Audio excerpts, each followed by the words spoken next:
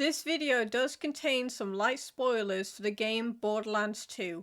If you've not played that game before, please go and play it now before watching this video. Hey everyone, welcome to another episode of I Talk About, where I take a topic, video game, or whatever else I want to talk about at the time, and talk about it. Today is Borderlands 2. Before I get into Borderlands 2 though, there is something I forgot to mention in my video about Borderlands 1. I forgot to mention the environments and graphics in that game, so let me get through this quickly so we can begin talking about Borderlands 2.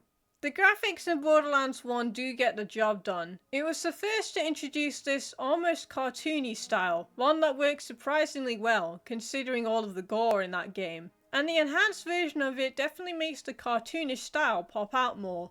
As for the environments, I didn't really pay that much attention to them whilst I was playing the game. However, that doesn't mean the environments are bad. Some places are pretty nice to look at. It's just that I found myself paying more attention to what is going on at the moment, such as a good loot drop, an enemy, or where my next objective is. So I'll just say that it also gets the job done. Now let's start talking about Borderlands 2. Part 1. The story. I'm one of those people who sometimes prefers the story over anything else. And let's just say, Borderlands 2 did not disappoint in that department. It has a fantastic villain, easily the most memorable one in the entire franchise. That's right, it's Handsome Jack. This is the only villain that I did not mind insulting me from time to time in the slightest. Every line is just delivered so well, and it's beyond satisfying when you got to the end and you finally got to shoot him. Or you could let Lilith do it.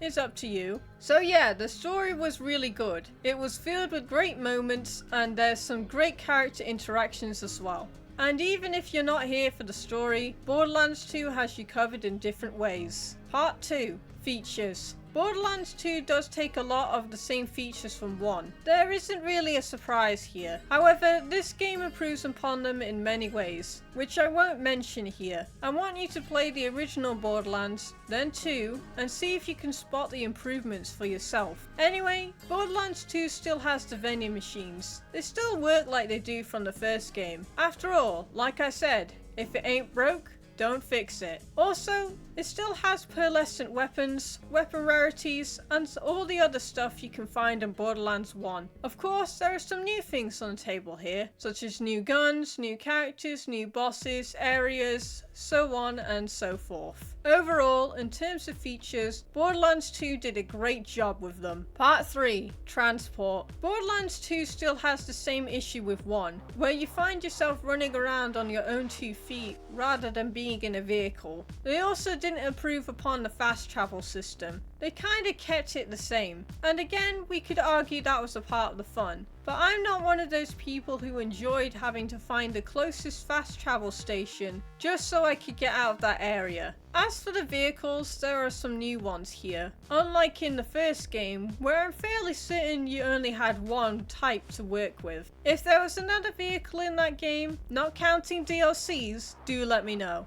Part 4. Gameplay. I definitely had a lot more fun here than I did in Borderlands 1. There is a lot more variety in this game than the first one, which is to be expected for a sequel. I find myself enjoying the combat a lot more, as it wasn't as long or tedious as it was in the first game. It was also fun figuring out which enemies should be prioritized over the other, which weapon that should be used, and when I should resort to using my action skill. Overall, the gameplay for Borderlands 2 was really good, and I'm not surprised to see people still playing this game to this day. Part 5. Environments. Just like in 1, Borderlands 2 still has that cartoonish style to it, which, again, works very well with the environments. And this time I found myself observing the environments more than I ever did before. They can be stunning sometimes. Oh, and some of the music that plays in some of the areas just makes it even more fun to go to them. But everyone knows you'll be spending a lot of time in Sanctuary, both whilst it's on the ground and when it is flying. Also, the music changes when Sanctuary is flying, and I love that.